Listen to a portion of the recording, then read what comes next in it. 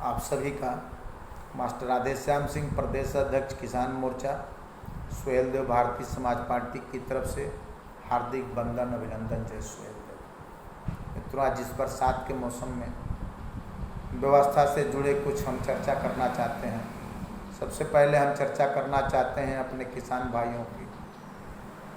तो आज की तारीख में किसानों की रहनुमाई करने वाले राकेश सिंह टिकैत को उत्तर प्रदेश में घुसने से रोकने की जिस योगी सरकार एवं योगी पुलिस द्वारा की जा रही है, उसी योगी सरकार एवं योगी पुलिस द्वारा उतने ही तत्परता से भी कभी भी किसानों के हित की बात नहीं की जाती है।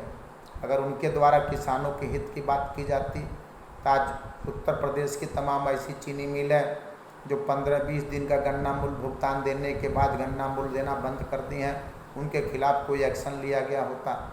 आज हम किसान पाई पाई के मोहताज हैं, लेकिन हमारी आवाज़ को राष्ट्रवाद और किसान सम्मान निधि के बहाने दबाने का कार्य किया जा रहा, और एक व्यक्ति जो हमारी आवाज़ को उठाने का काम कर रहा है उसे उत्तर प्रदेश में घुसने से रोकने की बात ऐसे 3% लोग कर रहे हैं जिनका काम ही है अन्य का शोषण एवं उत्पीड़न करना।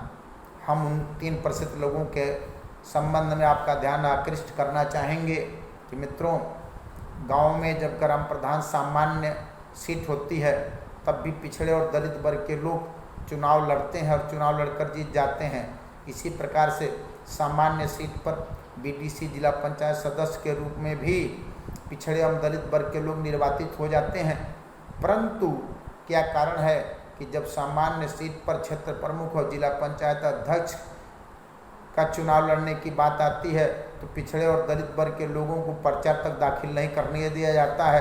ऐसे लोग जो पिछड़े और दलित को सामान्य सीट पर क्षेत्र प्रमुख और जिला पंचायत अध्यक्ष के रूप में पर्चा भी नहीं दाखिल करने देना चाहते हैं, ये लोग राष्ट्रवाद की बात करते हैं, और जो इन पिछड़ों और दलितों के हक की बात करता है उनको ये जातिवादी रूप से महिमा मंडित करने का काम करते हैं।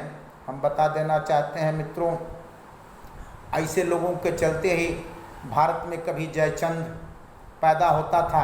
आज भी ये चंद जयचंद लोग भारत को गुलाम बनाना चाहते हैं।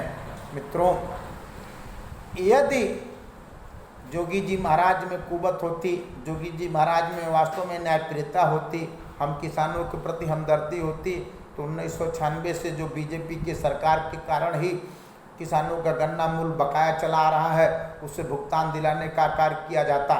उनके द्वारा ऐसा न करके उल्टे किसानों की आवाज़ को दबाने का काम किया जा रहा है, और हम राष्ट्रवाद के नाम पर उनकी हाँ में हाँ मिलाए जा रहे हैं। विशेष करके हम उन हिंदी भाषी 4 राज्यों उत्तर प्रदेश, बिहार, राजस्थान, मध्य प्रदेश के लोगों का ध्यान आकृष्ट करना चाहते हैं कि हम टिटिहरी की तरफ से राष्ट्र को बचाने के नाम पर भारतीय जनता पार्टी को वोट देते हैं, जबकि अपनी माटी, अपनी ज़मीन, अपने गांव को छोड़ करके कमाने के लिए उन प्रांतों में जाते हैं जहां भारतीय जनता पार्टी की सरकार नहीं होती है।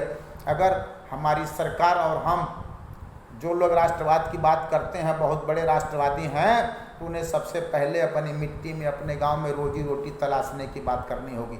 अगर स्वाभिमानी हैं तो उनको दिल्ली, मुंबई, पंजाब, कलकत्ता, कर्नाटका में कमाने नहीं जाना चाहिए। अगर वो वहाँ कमाने जाते हैं तो नकली राष्ट्रवादी हैं। अगर असली राष्ट्रवादी हैं तो उनको अपने गांव देहात में रह करके ही मिट्टी खा करके जीवित रहना चाहिए।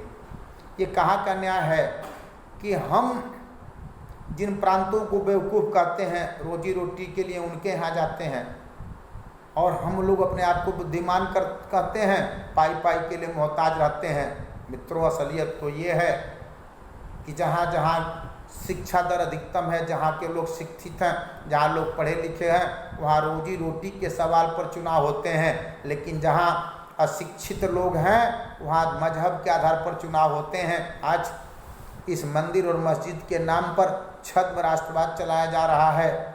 हम आपसे अपील करना चाहेंगे, अगर वास्तव में आप चाहते हैं कि हमारा भारत मजबूत हो, हमें अपने गांव में रोजी रोटी मिले, तो हमें हिंदू मुस्लिम की लड़ाई को छोड़ करके आगामी विधानसभा चुनाव में हर पार्टी और हर नेता से अपने रोजी रोटी, उद्योग धंधे की बात करना होगा।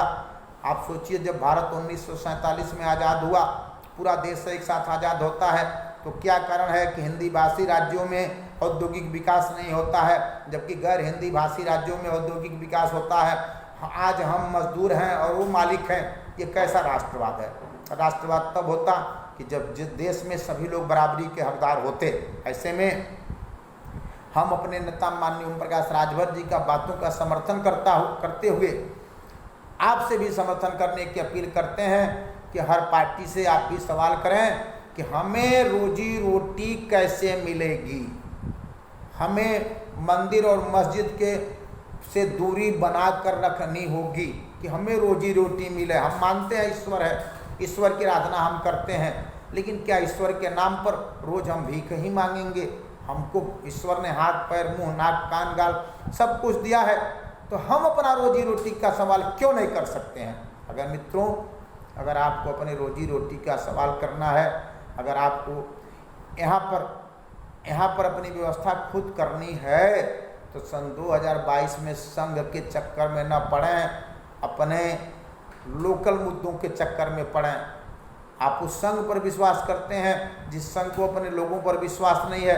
अगर संघ को अपने लोगों पर विश्वास होता तो उत्तर प्रदेश में उसके 300 से अधिक विधायक हैं, फिर भी एक सांसद को ला करके यहाँ के मुख्यमंत्री की कुर्सी पर बैठाया गया और उसके बावजूद भी मुख्यमंत्री से संतुष्टि नहीं हुई तो उनके ऊपर 2-2 कमांडर बैठा दिए गए हैं। इसका मतलब संघ को स्वयं अपने किसी पर विश्वास नहीं है, जबकि हम संघ और भाजपा पर विश्वास कर रहे हैं। अब सोचिए, हम बुद्धिमान हैं या बेवकूफ़ हैं?